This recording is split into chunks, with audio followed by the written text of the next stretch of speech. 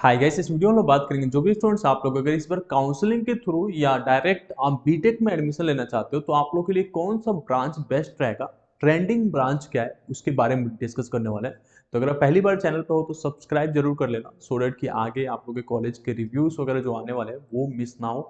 BTech का course start करने में जो सबसे बड़ी प्रॉब्लम आती है वो ब्रांच के सिलेक्शन एंड अवेलेबिलिटी पे आता है कि किस कॉलेज में कौन सा ब्रांच अवेलेबल है और कौन से ब्रांच करने से आगे जाके जॉब सिक्योरिटी है।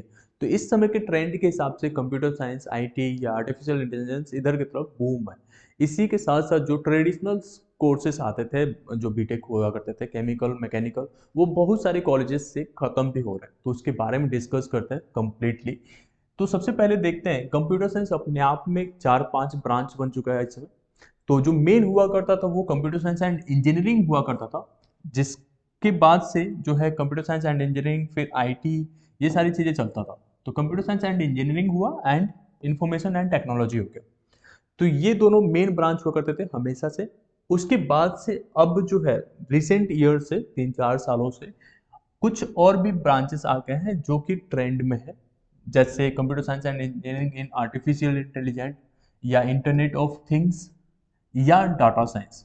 अब इसमें सभी के सभी जो है प्लेसमेंट्स में बैठते हैं। जो भी कंपनियां आती हैं ये सभी को कंप्यूटर साइंस के तरीके ट्रेड करती हैं और सबको प्लेसमेंट का अपॉर्चुनिटी मिलते हैं अगर आप किसी ब्रांच में करते हो तो।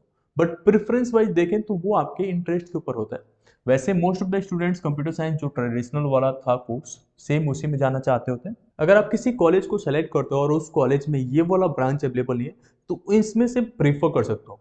ट्रेंड को फॉलो करना बहुत जरूरी होता है। अगर आपने जो है ऐसा सोच के ये बैठे कि सब लोग इधर ही की तरफ जा रहे हैं भेड़ चाल के तरीके, तो मैं इधर से इधर आ जाता हूँ, तो आप डूब जाओगे। ठीक है, ध्यान रहे हमेशा से ट्रेंड को ही फॉलो किया गया है। सबसे पहले जब डॉट कॉम का बूम आया था, डॉट कॉम मतलब इंटरनेट पे लोगों ने काम करना शुरू किया, तो जिन्होंने भी इंटरनेट को फॉलो किया वो आगे बढ़ गए। जिन्होंने नहीं फॉलो किया, अपनी कंपनियों को थोड़ा पीछे रखा, वो पीछे ही रह गए। ठीक है, सिमिलर वे में इस समय पे आर्टिफिशियल इंटेलिजेंट का सबसे ज्यादा बोन है। तो ऐसा मैं कह नहीं रहा हूं कि आपको आर्टिफिशियल इंटेलिजेंट करना है, आप कंप्यूटर साइंस के कोई भी ब्रांचेस लेके आगे मूव कर सकते हो। ये आपके लिए बहुत बेनिफिशियल होगा जॉब के रिगार्डिंग। ठीक है, अब इसके साथ साथ कुछ और भी ब्रांचेस आते हैं जिसको आप प्रीफर कर सकते हो। जैसे आपका इलेक्ट्रिकल इंजीनियरिंग हो गया, ये भी कभी कभी प्लेसमेंट्स में बैठते हैं जो कंप्यूटर साइंस के साथ होते हैं। या इलेक्ट्रॉनिक्स एंड कम्युनिकेशंस इंजीनियरिंग हो गया, इसमें जो है और भी ब्रांचेस बन गए हैं जो यहाँ पे मेंशन नहीं है।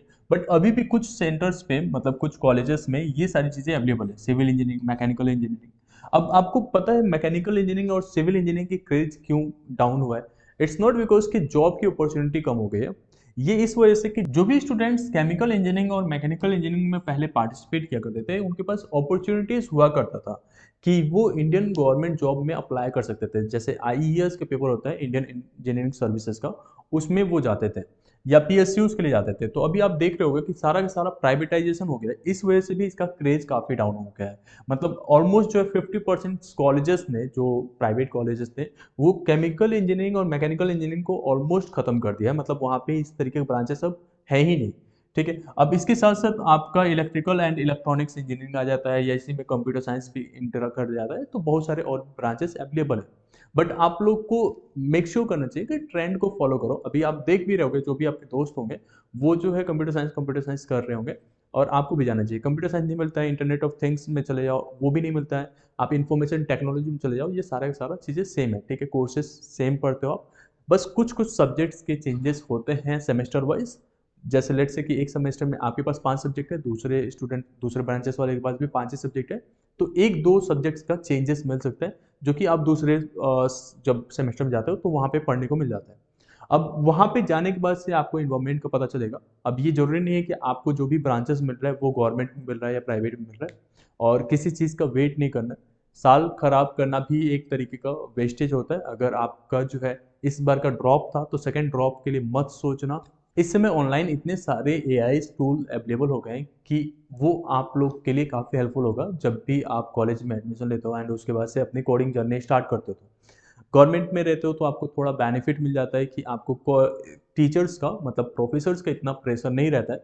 बट प्राइवेट कॉलेजेस में नंबर लाने के प्रेशर्स रहते हैं, आपको असाइनमेंट ज़्यादा करना पड़ता है। तो वो चीज़ों को आप जो है यहाँ पे गवर्नमेंट कॉलेजेस में जाने से कर लेते हो, और जो खाली के टाइम रहते हैं वहाँ पे आप प्रोजेक्ट को डिस्कस कर रहे हो। तो लेट्स से कि कोई भी प्रॉब्लम स्टूडेंट्स के बीच में आता है तो आप उस समय पे तुरंत सोचते हो कि हम इस पे कैसे एक्शन ले सकते हैं। गवर्नमेंट कॉलेज में जब आप होते हो तो आप लोग को बहुत सारे अपॉर्चुनिटीज ऐसे मिल जाते हैं जहाँ पे आप जो है ज़्यादा टाइम मिल जाता है किसी न किसी प्रोजेक्ट पे काम करने के लिए। प्राइवेट कॉलेजेस में होते हो तो आप लोग को जो है ज़्यादा से ज़्यादा करिकुलम में इंटर करके रखते हैं, जो कि पुराने ट्रेडिशंस के हिसाब से कोर्सेज बने हैं, तो वो आप लोग के लिए थोड़ा सा नुकसान का हो जाता है। बट यहाँ पे इसीलिए आईआईटी और एनआईटीज के कॉलेज में जो है प्रेफरेंस किया जाता है और वहाँ के बच्चे ज़्यादा अच्छा करते हैं, ठीक है।